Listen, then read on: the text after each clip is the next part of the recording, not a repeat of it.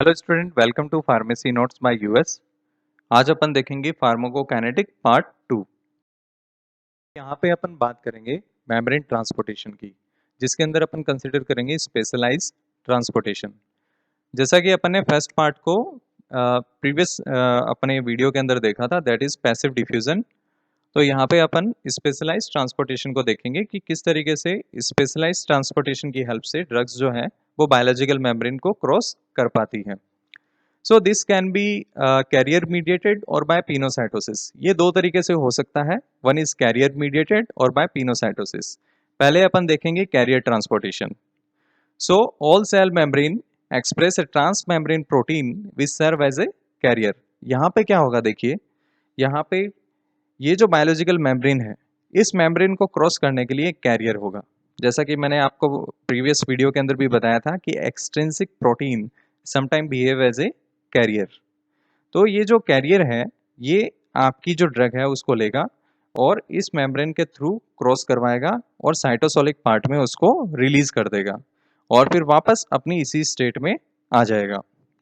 So transporter combine with their substrate, मतलब ये जो ट्रांसपोर्टर है ये अपने सबस्ट्रेट से कंबाइन होगा, that is drug, and undergo a conformational change, और अपने कन्फॉर्मेशंस के अंदर कुछ एक चेंजेस करेगा, carrying the substrate to the other side, और जो अपनी जो ड्रग है उसको दूसरी साइड में लेके जाएगा of the membrane, where the substrate dissociate and transport return back to its original state. यहाँ पे वापस से उसमें डिसोसिएशन होगा, मतलब जो आपका जो सबस्ट्रेट जो ड्रग है वो टूट जाएगी, वापस से उसका रिलीज हो जाएगा साइटोसोलिक पार्ट में, और जो आपका जो कैरियर है वो वापस अपनी जगह पे आ जाएगा। Carrier transport is specific for the substrate and is much slower than the flux through channels. अब जो कैरियर ट्रांसपोर्ट है ये थोड़ा सा स्पेसिफिक होता है हर एक सबस्ट्रेट के लिए। ऐसा नहीं है कि एक ही जो कैरियर ट्रांसपोर्ट है वो अपनी सारी की सारी ड्रग्स को लेकर आ जाए सेल्स के अंदर। ये अलग अलग ड्रग्स के लिए अलग अलग टाइप के कैरियर ट्रांसपोर्ट अवेलेबल हैं, और यही जो चीज़ है इनकी, इनको थोड़ा सा स्लोअर डाउन कर देती है as comparison to flux through transport. Flux through transport हो गया आपका नॉर्मल जो पैसिव डिफ्यूजन है या फिर फिल्ट्रेशन है। Depending on requirement of energy, carrier transport is of two type. यहाँ पे जो है एनर्जी का भी अपने को यूज करना होगा, और उसके भी यहाँ पे अपन ने कैरियर ट्रांसपोर्ट को दो टाइप में डिवाइड किया है, that is facilitated diffusion and active transportation. देखते हैं कि किस तरीके से स्पेशलाइज्ड ट्रांसपोर्टेशन वर्क करता है। सबसे पहले अपन यहाँ पे देखेंगे फैसिलिटेटेड डिफ्यूजन को, जो कि अपन ने ड्रॉ किया है डायग्राम ए के अंदर। यहाँ पे देखिए पुअरली डिफ्यूजिबल सबस्ट्रेट है जिसकी हायर कंसंट्रेशन इस तरफ है राइट हैंड साइड में, जो कि अपने को लेकर जानी है लोअर कंसंट्रेशन की तरफ। सो डेफिनेशन में अपन देखें द कैरियर एसएलसी। एसएलसी एक कैरियर का अपन ने यहाँ पे यूज किया है जिसको अपन बोल देते हैं solute carrier transporter. Binds and move the poorly diffusible substrate along its concentration gradient high to low and does not require energy। देखिए ये क्या करेगा, पोअरली सबस्ट्रेट को बाइंड करेगा अपने साथ में और उसको हाई कंसंट्रेशन से लोअर कंसंट्रेशन की तरफ मूवमेंट करवाएगा। बट यहाँ पे कोई भी एटीपी मॉलिक्यूल्स का अपन ने यूज नहीं किया है, कोई भी एनर्जी का अपन ने यूज नहीं किया है, तो अपन ये बोल सकते हैं कि it's a type of simple diffusion. ये भी एक टाइप है सिंपल डिफ्यूजन का, बट यहाँ पे अपन ने कैरियर का यूज किया है तो अपन वर्ड यूज करेंगे फैसिलिटेटेड डिफ्यूजन, और इसको अपन पुट करेंगे स्पेशलाइज्ड ट्रांसपोर्टेशन के अंदर। नेक्स्ट अगर अपन बात करें that is primary active transport. यहाँ पे जो कैरियर अपन ने यूज किया है that is ATP binding cassettes transporter. This carrier required energy directly by hydrolyzing ATP and move the substrate against its concentration gradient, that is from low to higher। अब ये क्या करेगा, आपकी जो ड्रग है उसको लोअर कंसंट्रेशन से higher concentration की तरफ मूवमेंट करवाएगा with the help of ATP. और जो कैरियर अपन ने यूज किया है यहाँ पे that is ABC, ATP binding cassette transporter.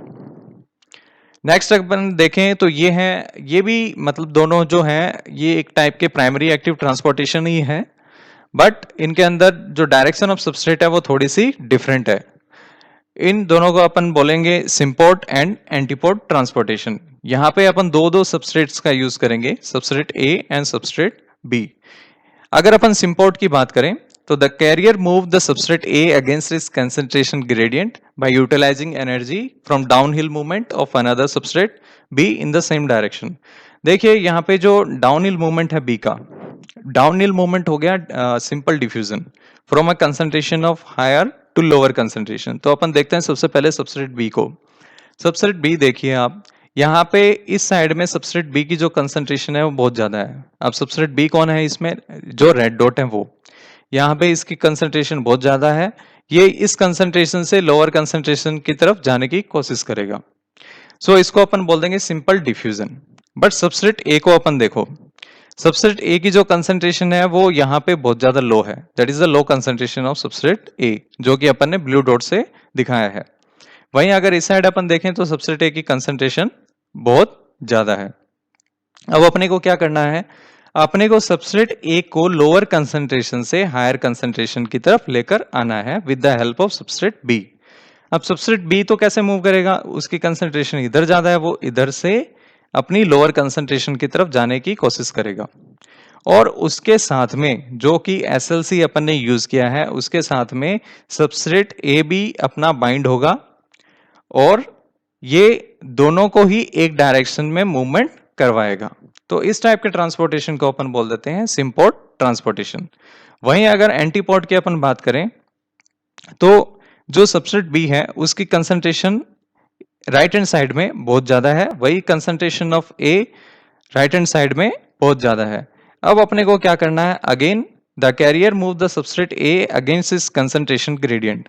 अपने को वापस से जो सबस्ट्रेट ए है अपना, दैट इज ब्लू डॉट, उसको अपने को लोअर कंसंट्रेशन से हायर कंसंट्रेशन की तरफ मूवमेंट करवाना है with the help of substrate B. अब देखिए सबस्ट्रेट बी क्या करता है, सबस्ट्रेट बी जो है अपनी हायर कंसंट्रेशन से लो कंसंट्रेशन की तरफ जाने की कोशिश करेगा, मतलब higher to low direction.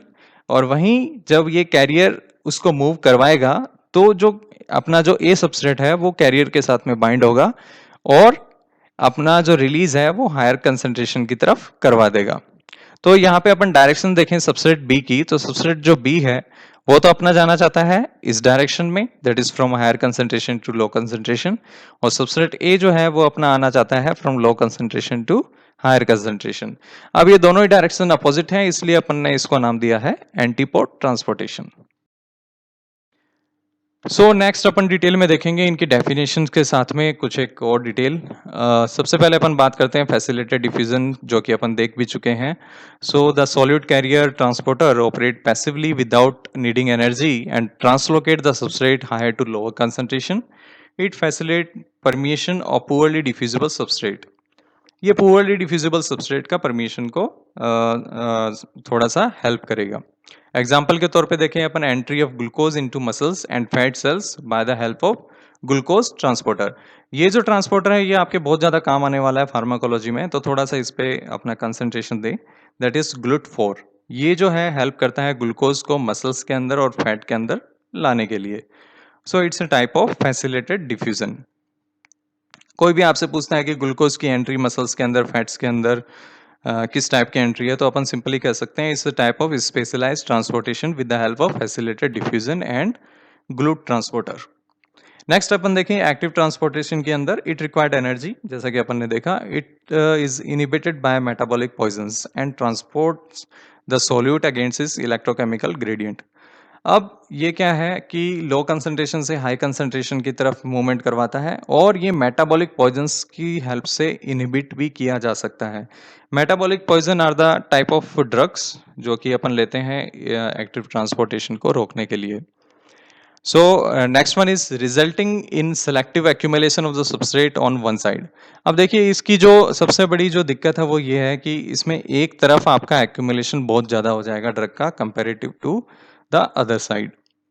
Drug related to normal metabolites can utilize the transport process meant for these. Example, levodopa and methyl-dopa are actively absorbed from the gut by the aromatic amino acid transporter. अब अगर दो drug का अपन example लें, levodopa and methyl-dopa, जो कि actively absorb होती हैं गट के से, और जो ट्रांसपोर्टर अपन यूज करते हैं aromatic amino acid transporter. In addition, the body has developed some relatively non-selective transporter. अब देखिए लीवोडोपा और मिथाइल डोपा को तो अपन ने इजिली जो अपनी जो गट है, इंटेस्टाइन है, उसमें से अब्जॉर्ब करवा दिया है with the help of aromatic amino acid transporter, जो कि अपन ने देखा हुआ था ABC ट्रांसपोर्टर की तरफ। अब इसके साथ में अपने जो एक्टिव ट्रांसपोर्ट है इसके अंदर कुछ एक नॉन सेलेक्टिव ट्रांसपोर्टर भी होंगे, जैसे कि P glycoprotein to deal with xenobiotics. अब ये पी ग्लाइकोप्रोटीन्स क्या करते हैं, ये मेनली इफ्लक्स करते हैं आपके ड्रग का। मतलब क्या हुआ, अगर अपन देखें तो जनरली जो मूवमेंट हो रहा है ड्रग का वो लो कंसंट्रेशन से हाई कंसंट्रेशन की तरफ हो रहा है। मतलब अगर सेल के अंदर आपकी कंसंट्रेशन ऑफ ड्रग लो है तो पी ग्लाइकोप्रोटीन क्या करेगा, उसको सेल से बाहर निकाल देगा। तो जनरली ये इफ्लक्स ऑफ ड्रग करते हैं। Active transport can be primary और secondary depending on the source of driving force. Active transport है वो प्राइमरी भी हो सकता है, सेकेंडरी भी हो सकता है। प्राइमरी एक्टिव ट्रांसपोर्ट अपन ने देखा जो कि डायरेक्टली यूज करता है hydrolysis of ATP from ATP binding cassettes, that is ABC transporter have ATPase activity. उनके अंदर एटीपीएज एक्टिविटी होती है जो कि एटीपी को तोड़ देती है। Primary active transport mediate only efflux, देखिए यहाँ पे बात आ गई, ये सिर्फ इफ्लक्स ऑफ ड्रग करेगा of the solute from the cytoplasm. ये सेल से बाहर निकाल देगा सॉल्यूट को, इधर टू एक्स्ट्रा सेलुलर, या तो वो सेल से क्या करेगा एक्स्ट्रा सेलुलर फ्लूइड में डाल देगा, या फिर जो इंट्रा सेलुलर ऑर्गेनलीज हैं जैसे एंडोप्लाज्मिक रेटिकुलम है, माइटोकॉन्ड्रिया है, उन सब के अंदर आपकी ड्रग को पहुंचा देगा। तो दो चीजें हैं यहाँ पे, आपकी जो ड्रग है वो अभी साइटोप्लाज्म के अंदर है, साइटोप्लाज्म से अगर उसका एक्टिव ट्रांसपोर्टेशन होता है तो वो बाहर आ जाएगी एक्स्ट्रा सेलुलर फ्लूइड के अंदर, और या फिर वो इंट्रासेलुलर ऑर्गेनलीज में चली जाएगी। इंट्रासेलुलर ऑर्गेनलीज में वो इसलिए गई है क्योंकि कहीं ना कहीं इंट्रासेलुलर ऑर्गेनलीज में उसकी कंसंट्रेशन बहुत ही ज्यादा है एज कंपैरिजन टू साइटोप्लाज्म, क्योंकि इसका जो मूवमेंट है वो है from low concentration to higher concentration. Next अगर अपन देखें यहाँ पे अपन दो टाइप के रेजिस्टेंस की बात करेंगे। First one is the multi drug resistance, that is MDR1 gene जो कि एसोसिएटेड होती है पी ग्लाइकोप्रोटीन से, is the most well known primary active transportation. तो जैसा कि अपन ने देखा भी, ये जो पी ग्लाइकोप्रोटीन है ये मैक्सिमम रेजिस्टेंस डेवलप करवाता है आपके ड्रग के अंदर, ताकि वो अपनी सेल से बाहर निकल सके और उनका अब्जॉर्प्शन कम से कम हो। So this is basically expressed in the intestinal mucosa, renal tubules, choroidal epithelium, astrocytes around brain capillaries, testicular and placental microvessels. So which pump out many drug metabolite and thus limit their intestinal absorption, penetration into brain, testes and fetal tissues, as well as promote biliary and renal elimination. तो जो elimination है drug का वो mainly active transportation के through जो हो रहा है, उसमें जो मेन रोल प्ले जो कर रहा है यहाँ पे वो है पी ग्लाइकोप्रोटीन। ये थोड़ी सी इंपॉर्टेंट चीज है, इसको थोड़ा सा याद रखिएगा। पी ग्लाइकोप्रोटीन है जो कि इफ्लेक्स ऑफ ड्रग करवा रहा है। मैनी जीनोबायोटिक्स विच इंड्यूस और इनहिबिट पी ग्लाइकोप्रोटीन। अब ऐसे जीनोबायोटिक्स मतलब ऐसी ड्रग्स जो कि आपके पी ग्लाइकोप्रोटीन का या तो इंड्यूस करती हैं, मतलब उसकी जो वर्किंग कैपेसिटी उसको बढ़ा देती हैं, या फिर उसको टोटली इनहिबिट करती हैं। They have the similar effect on the drug metabolising isoenzyme, that is cytochrome 3A4। मतलब इनका जो है सिमिलर इफेक्ट आएगा like drug metabolising isoenzyme cytochrome 3A4। देखिए ड्रग को मेटाबोलाइज करने के लिए कोई ना कोई एंजाइम की जरूरत रहेगी। तो ड्रग मेटाबोलाइजिंग एंजाइम का मतलब हो गया कि आपकी ड्रग की कंसंट्रेशन कैसे ना कैसे करके कम की जा रही है बॉडी के अंदर, और बॉडी से ड्रग को बाहर निकाला जा रहा है। उसमें जो हेल्प करेगा बॉडी की वो करेगा cytochrome 3A4। Similarly P glycoprotein भी क्या कर रहा है, कहीं ना कहीं ड्रग को बॉडी से बाहर निकालने की कोशिश कर रहा है। अब ऐसे कोई जीनोबायोटिक्स, ऐसी कोई ड्रग अपन ले जो कि दोनों ही केस में जैसे कि पी ग्लाइकोप्रोटीन पे और आइसोएंजाइम्स पे सिमिलर इफेक्ट डाले, मतलब या तो उनकी एक्टिविटी को तेज करें तो भी ड्रग बाहर आएगी, और या फिर उनकी एक्टिविटी को वो धीरे कर दें। मतलब पी ग्लाइकोप्रोटीन और साइटोक्रोम 3A4 की एक्टिविटी को अगर कोई ड्रग धीरे कर देती है, इनिबिट कर देती है, तो वो ड्रग इजिली जो है बॉडी के अंदर अब्जॉर्ब हो पाएगी, indicating their synergistic role in detoxification of xenobiotics. मतलब क्या हुआ कि कोई भी जीनोबायोटिक्स जो कि इन दोनों को इनहिबिट कर रही है या फिर इन दोनों को इंड्यूस कर रही है, तो इन दोनों की वजह से उसका एक सिनर्जिस्टिक इफेक्ट आएगा इन डिटॉक्सिफिकेशन ऑफ जीनोबायोटिक। ठीक है, मतलब आपकी जो ड्रग है वो कैसे ना कैसे करके अगर इन दोनों को इंड्यूस कर देती है पी ग्लाइकोप्रोटीन और साइटोक्रोम 3A4 को, तो आपकी जो ड्रग है वो डिटॉक्सिफाई हो जाएगी, बॉडी से बाहर निकल जाएगी। नेक्स्ट अगर अपन बात करें तो यहाँ पे है secondary active transport. In this type of active transport affected by another set of SLC transporter, the energy to pump one solute is derived from downhill movement of another solute, mostly sodium. तो ये अपन ने देखा भी है antiport और symport transportation में. यहाँ पे जो एनर्जी जो ड्राइव की जाती है वो बी सबस्ट्रेट की हेल्प से डिराइव की जाती है, और जनरली जो बी सबस्ट्रेट अपन यहाँ पे लेते हैं वो होता है सोडियम. मतलब एक सोडियम अंदर जाएगा तब कहीं जाके आपकी ड्रग भी अंदर जाएगी, एक सोडियम जब बाहर निकलेगा तब कहीं जाके आपकी ड्रग अंदर जाएगी. तो इस टाइप की चीजें अपने को सिम्पोर्ट और एंटीपोर्ट ट्रांसपोर्टेशन में देखने को मिलती है. When the concentration gradient are such that both the solid move in the same direction, तो उसको अपन बोल देते हैं सिम्पोर्ट या फिर को ट्रांसपोर्ट. और या फिर जब उनकी अपोजिट डायरेक्शन होती है तो अपन यहाँ पे बोल देते हैं एंटीपोर्ट और exchange transport. The SLC transporter mediate both uptake and efflux of drugs and metabolite.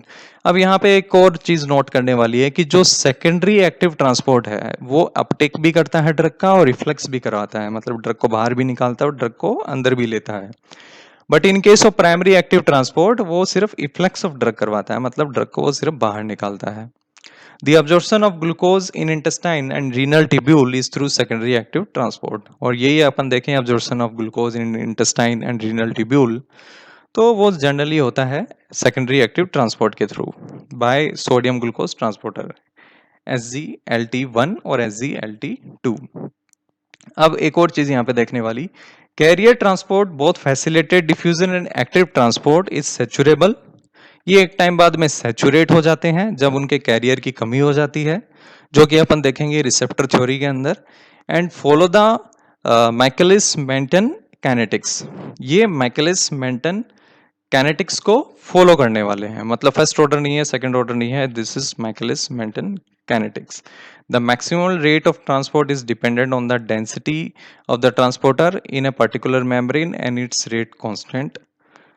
Okay, so यहाँ पे जो है कैरियर ट्रांसपोर्ट की जो मैक्सिमल एक्टिविटी है, मतलब किसी भी ड्रग को ट्रांसपोर्ट करवाने की, वो डिपेंड करती है उनकी डेंसिटी के ऊपर कि कितने ट्रांसपोर्टर अवेलेबल हैं किसी भी ड्रग को क्रॉस करवाने के लिए थ्रू द मेम्ब्रेन. और यही चीज अपने को देखने को मिलती है माइकलिस मेंटन कैनेटिक्स के अंदर. नेक्स्ट एंड लास्ट टॉपिक अपना वेसिकुलर ट्रांसपोर्टेशन, जिसके अंदर अपन देखेंगे एंडोसाइटोसिस एंड एक्सोसाइटोसिस, जिसको अपन ने ऑलरेडी अपन ने स्पेशलाइज्ड ट्रांसपोर्टेशन में देखा था in case of pinocytosis. Carrier mediated अपन कंप्लीट कर चुके हैं. नेक्स्ट है अपना it's a type of vesicular transportation. So it is the process of transport across the cell in particular form by formation of vesicle. अब क्या होगा, इसके अंदर कोई ना कोई वेसिकल का फॉर्मेशन होगा जिसके अंदर आपकी जो ड्रग है वो होगी और उसका ही ट्रांसपोर्टेशन इसके अंदर किया जाएगा. This is applicable to protein and other big molecule and contribute little to transport of most of the drug. ये जनरली एप्लीकेबल होता है प्रोटीन के लिए और बिग मॉलिक्यूल्स के लिए, और जनरल जो ट्रांसपोर्टेशन होता है ड्रग्स का वो इस रूट से नहीं होता, ये सिर्फ प्रोटीन और बिग मॉलिक्यूल्स के लिए ही एप्लीकेबल है. Bearing fuel like vitamin B12 which is absorbed from the gut after binding to intrinsic factor a protein. अब जो विटामिन B12 का जो ट्रांसपोर्टेशन है वो ट्रांसपोर्टेशन भी अपने को इसी रूट से देखने को मिलता है, that is term as the endocytosis, जिसमें विटामिन B12 इनिशियली बाइंड होता है इंट्रिंसिक फैक्टर के साथ में जो कि एक प्रोटीन है, और फिर जो कि गट के अंदर वो अब्जॉर्ब हो जाता है. एंडोसाइटोसिस देखिए अब क्या है, the large molecule particle that is P bind to the binding protein B. मतलब क्या हुआ, जो लार्ज मॉलिक्यूल पार्टिकल है आपका P वो बाइंडिंग प्रोटीन के साथ में बाइंड होगा. On the surface of the cell, the membrane invaginate to form a vesicle and it may remain stored or disintegrate to release the substance in the cytoplasm.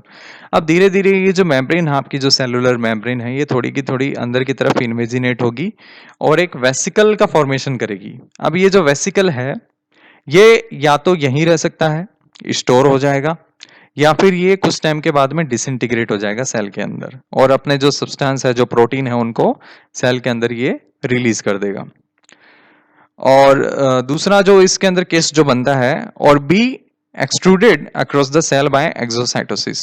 दूसरा case ये है, पहला case तो ये डिसइंटीग्रेट हो रहा है, दूसरा केस है ये धीरे धीरे सेल से बाहर निकलने की कोशिश करेगा और ये जो आपके जो मॉलिक्यूल्स हैं इनको सेल से बाहर रिलीज करवा देगा.